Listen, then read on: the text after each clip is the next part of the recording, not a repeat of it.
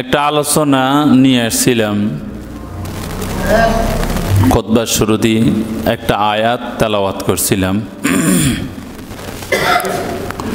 ওই তেলাওয়াতের ভিত্তিতে আলোচনা করব মনে করছি। রুমে আসার পরে একটা সিটি পাইছি। সিটি পাওয়ার পরে চিন্তা করলাম যে মৌজুটা একটুকে আলোচনাটা একটু ঘুরাই নেওয়া। সেখানে একটা সিটি ফাটাইছে, এটা হলো কুমিল্লা দাওয়া সার্কেলের পক্ষ থেকে। আসলে ওনারা যে সিটিটা দিছে, এই সিটিটা আসলে আমাদের বর্তমান জামানায় যে সমস্ত কাজগুলো চলতেছে, এটা আমি আরও অনেক আগেও আলোচনা করছিলাম, কয়েক বছর আলোচনা করছি এই আলোচনাটা। এখানের ভিতরে লিখছে ওনারা, বিসমিল্লাহির রহমানির রহিম। প্রিয় সম্মানিত খতিব সাহেব, আসসালামু আলাইকুম রহমতুল্লাহ। আশা করি আল্লাহ সুবহানাহু ওয়া তাআলার অশেষ রহমতে আপনি সুস্থ নিরাপদে আছেন। আমরা আপনার খুতবা ও বয়ান থেকে নিয়মিত অনেক কিছু শিখি এবং উপকৃত হই। আল্লাহ তাআলা আপনাকে আমাদের জন্য হেদায়েতের আলোকবর্তিকা হিসাবে দীর্ঘকাল জারি রাখুন। আজকের এই চিঠি লিখার উদ্দেশ্য হলো, আমাদের সমাজে ক্রমবর্ধমান অশ্লীলতা এবং চারিত্রিক ও নৈতিক অবক্ষয়ের বিষয়ে আপনার দৃষ্টি আকর্ষণ করা। বর্তমান সময়ের অন্যতম একটি অশ্লীল ও জাহিলি ফিতনা হলো ভ্যালেন্টাইনস ডে বা বিশ্ব ভালোবাসা দিবস, যা প্রতি বছর 14 ফেব্রুয়ারি পালিত হয়। এই অপসংস্কৃতি ধীরে ধীরে মুসলিম সমাজে স্বাভাবিক বিষয়ে পরিণত হচ্ছে। এর মাধ্যমে আমাদের সামাজিক মূল্যবোধ, শালীনতা এবং ঈমানি শক্তি ক্ষতিগ্রস্ত হচ্ছে। বিশেষত এই দিবসের অশ্লীল উন্মাদনায় তরুণ তরুণীরা জড়িয়ে পড়েছে, যা অত্যন্ত দুশ্চিন্তার বিষয়। আরও ভয়াবহ হচ্ছে বর্তমান প্রজন্মের পাশাপাশি তাদের পিতামাতার দৃষ্টিভঙ্গিতেও হারাম সম্পর্ক স্বাভাবিক হয়ে যাচ্ছে। তারা অনেক সময় এই ধরনের হারাম সম্পর্ককে মেনে নিচ্ছে, যা আমাদের সমাজের জন্য মারাত্মক নেতিবাচক প্রভাব ফেলছে। আপনার মতো একজন সম্মানিত আলেম ও খতিবের প্রতি আমাদের বিনীত অনুরোধ, আপনি যদি আগামী 2 জুমার খুতবার নিম্নলিখিত বিষয়গুলো নিয়ে আলোচনা করেন, তাহলে তা আমাদের সমাজের জন্য অত্যন্ত উপকারী হবে। বিষয়গুলো হলো, 1 নম্বর, ভ্যালেন্টাইনস ডের নোংরা ইতিহাস এবং এর সাথে জড়িত অপসংস্কৃতি 1 নম্বর। 2 নম্বর, হারাম সম্পর্ক এবং বেহায়াপনার বিরুদ্ধে ইসলামের দৃষ্টিভঙ্গি। 3 নম্বর, হারাম কাজ থেকে বেঁচে থাকার গুরুত্ব এবং এর উপায়। 4 নম্বর, অভিভাবকদের দায়িত্ব ও সচেতনতা বৃদ্ধি। 5 নম্বর, বিয়ের গুরুত্ব এবং তা ইসলামের আলোকে বাস্তবায়নের উপায়। আমাদের দৃঢ় বিশ্বাস, আপনার গুরুত্বপূর্ণ নসিহত আল্লাহর ইচ্ছায় মানুষের অন্তরে গভীর প্রভাব ফেলবে। এর মাধ্যমে অনেকে সঠিক পথে ফিরে আসার প্রেরণা পাবে ইনশাআল্লাহ। আমাদের যুবক সমাজের নৈতিক ও চারিত্রিকভাবে শক্তিশালী করে তুলতে এবং ইসলামের প্রকৃত শিক্ষায় উদ্বুদ্ধ করতে আপনার সহযোগিতা অত্যন্ত প্রয়োজন। আল্লাহ সুবহানাহু ওয়া তাআলা আমাদের এই নিয়তকে কবুল করুন এবং আমাদের সবাইকে হেফাজত করুন। পরিশেষে আমরা দোয়া করি, আল্লাহ তাআলা আপনার জীবনের বরকত দান করুন এবং আপনাকে দ্বীনের খেদমতে আরও কার্যকরী ভূমিকা পালন করার তৌফিক দান করুন, আমিন। কুমিল্লা দাওয়া সার্কেলের পক্ষ থেকে এই সিটি যারাই দিছে তাদেরকে আমার পক্ষ থেকে অনেক ধন্যবাদ, এবং যারা লেখছে, যারা সিডিটা দিছে, আল্লাহ পাক রব্বুল আলামিন তাদের সকলকে এই দ্বীনের জন্য, দ্বীনের দায়ী হিসাবে যাতে করে সকলকে কবুল আর মঞ্জুর করেন, সকল আমিন। এখানে যে বিষয়গুলো ওনারা তুলে ধরছে, আসলে এই বিষয়গুলো একেবারে অহরহ। আজকে ধরেন ফেব্রুয়ারি মাসের হলো 7 তারিখ, সামনে আসতেছে 14 ফেব্রুয়ারি, যে ভ্যালেন্টাইনস ডে অর্থাৎ যে ভালোবাসা, বিশ্ব ভালোবাসা দিবস পালন করা হয়। এটা কাফের মুশরিক বেদিন, বিশেষ করে এটা হলো খ্রিস্টানদের সংস্কৃতি, এটা মুসলমানদের সংস্কৃতি নয়। কাফের মুশরিকদের সংস্কৃতিগুলোকে মুসলমানদের ভিতরে ঢুকাইয়ে দিচ্ছে, আর আমরা মুসলমানরা সেটাকে একেবারে সহজভাবে গ্রহণ করে নিচ্ছি, একেবারে সহজভাবে। দেখেন এখানে সূক্ষ্মভাবে একটা বিষয় বোঝেন, মুসলমান সহজভাবে এটাকে গ্রহণ করতেছে কেন? এটাকে গ্রহণ করতেছে মুসলমান যখন কোরআন ও হাদিস যখন তার নিজের ভিতরে ঢুকায় না, কোরআন হাদিস যখন চর্চা করে না, কোরআন হাদিস যখন মানার চেষ্টা করে না, কোরআন হাদিস যখন বুঝার চেষ্টা করে না, তখন অটোমেটিক কাফের মুশরিক বেদিনদের যে সংস্কৃতিগুলো আছে এগুলো মুসলমানদের ভিতরে অটোমেটিক ঢুকে যায়।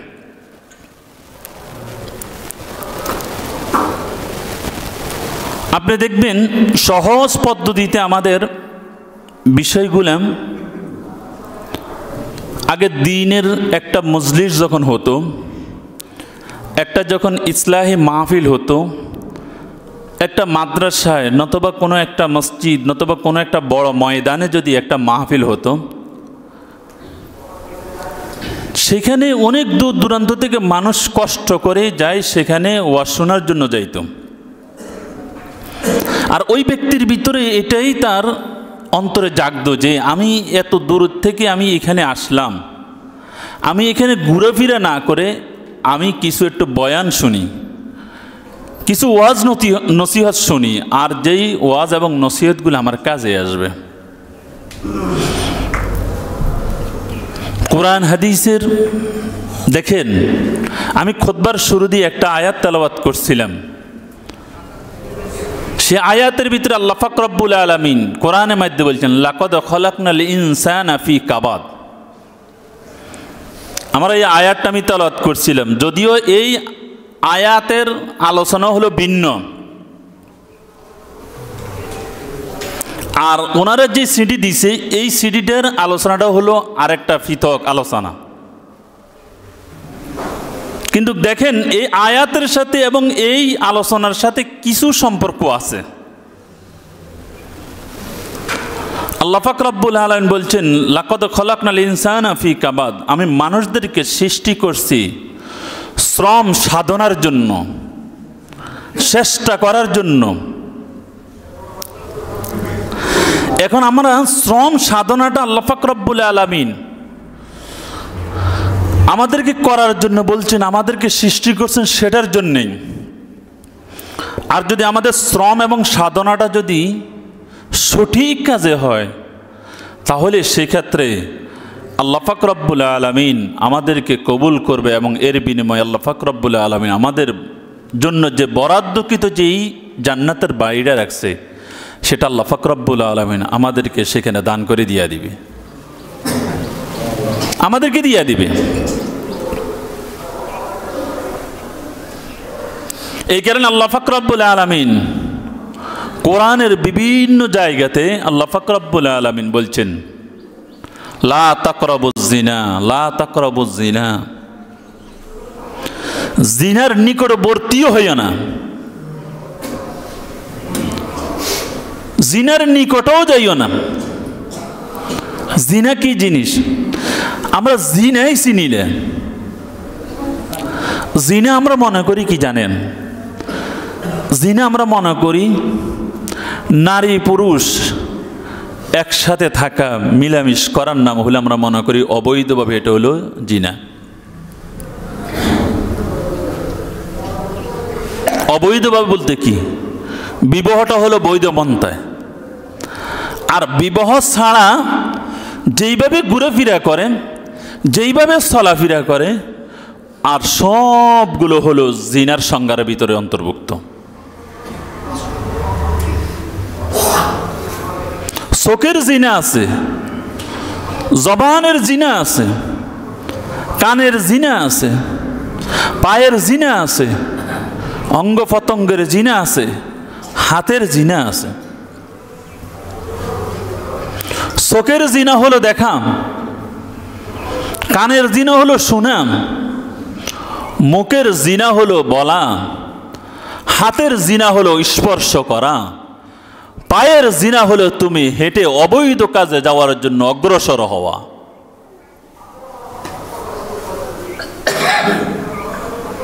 অথচ আমাদের সমাজের ভিতরে 5টা বিষয় উল্লেখ করছে তারা। এখানে 5টা বিষয় সম্পর্কে আলোচনা করার জন্য বলছে। অভিভাবক সচেতন আমরা না, অথচ আল্লাহর হাবিব রাসূল পাক সাল্লাল্লাহু আলাইহি ওয়াসাল্লাম হাদিসের মধ্যে বলছেন, কুল্লুকুম রাইন ওয়া কুল্লুকুম মাসউলুন আন রাইয়াতিহি। কাল কিয়ামতের ময়দানে আল্লাহ পাক রব্বুল আলামিন প্রত্যেক ব্যক্তিকে, প্রত্যেক অভিভাবককে প্রশ্ন করবে, তোমার অধীনে তোমার যে দায়িত্ব ছিল, এই দায়িত্বটুকু তুমি কতটুকু তুমি পালন করছিলা? তোমার দায়িত্বের জবাবটা আগে তুমি আমাকে দিয়ে দাও। অথচ এই 14 ফেব্রুয়ারি যখন আসে, তখন আমাদের মুসলমানেরা, মুসলমানদের সন্তানেরা, ছেলে মেয়েরা পাগল হয়ে যায়। একটা ছেলে কয়েকজন ছেলের সাথে যখন চলাফেরা করে, তখন তার বন্ধু বান্ধব যদি প্রেমিকার সাথে ঘোরাফেরা করে, তখন ওই বন্ধু বান্ধবরা যেই বন্ধুর প্রেমিকা নাই তাকে বলে, তোমার জীবনটা তো ভালো যাইতেছে না, তুমি একজন এখনো প্রেমিকা বানাইতে পারলা না। এইভাবে। অথচ আমাদের সমাজ এমন পর্যায়ে চলে গেছে, যার কারণে অভিভাবক যখন সচেতন না, আমার ছেলেটা কি করতেছে, আমার মেয়েটা কি করতেছে, এই সবচেয়ে বেশি গুরুত্বপূর্ণ সেটা হলো অভিভাবকদের। অভিভাবক সর্বপ্রথম ভূমিকা পালন করতে হবে। আমার সন্তানটা কি করতেছে, আমার সন্তানটা যে শিক্ষা প্রতিষ্ঠানে যাইতেছে, সেটা মাদ্রাসা হোক, সেটা স্কুল হোক, সেটা কলেজ হোক, সেটা ইউনিভার্সিটি হোক, যাই হোক না কেন, আমার এই সন্তানকে যখন আমি শিক্ষাঙ্গনে পাঠাইলাম, শিক্ষা কি? নৈতিক শিক্ষা যদি আমাদের ভিতরে না থাকে, তখন আমরা মানুষ না। আমাদের সন্তানরা নৈতিক শিক্ষাটা অর্জন করে না। অথচ আমিও চিন্তা করি না আমার এই সন্তানটা যে নৈতিক শিক্ষা অর্জন করতেছে কিনা। আমি মুসলমান।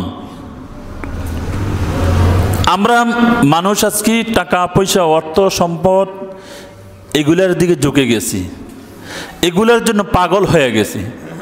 আর এগুলোর জন্য যখন পাগল হয়ে যায়, তখন দেখা যায় যে আমাদের সন্তানরা ভালো হচ্ছে কিনা সেটার দিকে আমরা কি করি না, নজর দিই না। যার কারণে মানুষের টাকা পয়সা, ঘর বাড়ি, অর্থ সম্পদ অনেক কিছু হইতেছে, কিন্তু মানুষের সন্তান মানুষ হচ্ছে না। আপনি দেখেন আমাদের এই সমাজগুলাতে, এই দেশগুলাতে রন্ধে রন্ধে ঢুকে গেছে মদ, গাঞ্জা, জুয়া, টাস, অবৈধ। অথচ মানুষ সর্বশ্রেষ্ঠ। জিনা, ব্যভিচার, গান বাজনা, অশ্লীলতা, যত কিছু আছে, আমরা কখনো আমার সন্তানরা যে একটা গায়ের মাহরাম মেয়ের সাথে কথা বলতেছে, আমার কখনো বিবিকে বাড়ি দেয়নি, আমার এই সন্তানটা দেই। একটা অবৈধ অন্য একটা নারীর সাথে কথা বলতেছে, এর কারণে তো আমার সন্তানটা জিনার কাজ করতেছে। তার সাথে কথা বলা, তার সাথে দেখা করা, তার দিকে তাকানো, হাঁটা, যে সংজ্ঞাগুলো বলছিলাম প্রত্যেকটা জিনিসের দ্বারা গুনাহ হচ্ছে। আর আমরা মনে করি জিনার সংজ্ঞাটাই আমরা বুঝে নিছি যে অবৈধভাবে একজন ছেলে একজন নারী মিলামিশা করার নাম হলো আমরা মনে করি জিনা। না, এই কারণে আল্লাহ পাক রব্বুল আলামিন কোরআনের মধ্যে বলছেন লা তাকরাবুজ জিনা, জিনার নিকটও যাইও না। জিনার নিকট কি? জিনার সূচনা হয় কই থেকে? আগে দেখা, নজর থেকে, চোখ দিয়ে দেখার পরে ভালো লাগে, এরপরে শুনে, এরপরে কথা বলে, এরপরে হাঁটে। এরপরে কি? হাঁটে। আগে শুরু হয় কি দ্বারা? চোখের দ্বারা। দেখছে, তারপরে ভালো লাগছে, তারপরে কথা বলে কিসের দ্বারা? জবানের দ্বারা। এরপরে কথা শুনে কিসের দ্বারা? কানের দ্বারা। এরপর তার সাথে সাক্ষাৎ করার জন্য চলে যায় কিসের দ্বারা? পায়ের দ্বারা। সবগুলো অঙ্গ প্রত্যঙ্গ জিনার মধ্যে অন্তর্ভুক্ত হয়ে গেছে। অথচ এই কারণে আল্লাহ পাক রব্বুল আলামিন আগেই বলে দিয়েছে জিনার নিকটও যাইও না। আমরা আজকে বিশেষ করে আল্লাহর হাবিব রাসূল পাক সাল্লাল্লাহু আলাইহি ওয়াসাল্লাম সর্বপ্রথম সাহাবায়ে কেরামদেরকে, প্রত্যেক ব্যক্তিদেরকে আল্লাহর হাবিবের সুন্নত হলো তুমি তোমার আগে পরিবারকে সময় দাও, তোমার সন্তানাদিদেরকে তুমি সময় দাও। সময় কিসের জন্য দিবে? সময় দিবে এটা যাতে করে তার ভিতরে নৈতিক শিক্ষাটা ঢুকে যায়। আপনি পিতা মাতা হিসাবে, অভিভাবক হিসাবে আপনার অধীনের যেই সমস্ত লোকগুলা থাকে ওই সমস্ত লোকগুলোকে আপনার সন্তান হোক, আপনার বাতিজা হোক, বাতিজি হোক, পাড়া প্রতিবেশী যে কোনো ব্যক্তি হোক না কেন, যে কোনো সন্তান আপনার অধীনে যদি থাকে, আপনার দায়িত্বে যদি থাকে, তাহলে সেই ক্ষেত্রে এইগুলাকে হেফাজত করা, গুনার কাছ থেকে দূরে রাখা সর্বপ্রথম দায়িত্ব হলো কার? আপনার। এই কারণে অভিভাবকের উপর সর্বপ্রথম দায়িত্ব কোনটা অর্পণ হয় জানেন? সর্বপ্রথম দায়িত্ব হইল তার একটা সুন্দর নাম রাখা। শরীয়তের দৃষ্টিতে এবং অর্থ সুন্দর হয়, কোরআন ও হাদিসের সাথে সামঞ্জস্য সম্পর্ক থাকে, এরকম একটা নাম সুন্দরভাবে কি করা? রাখা।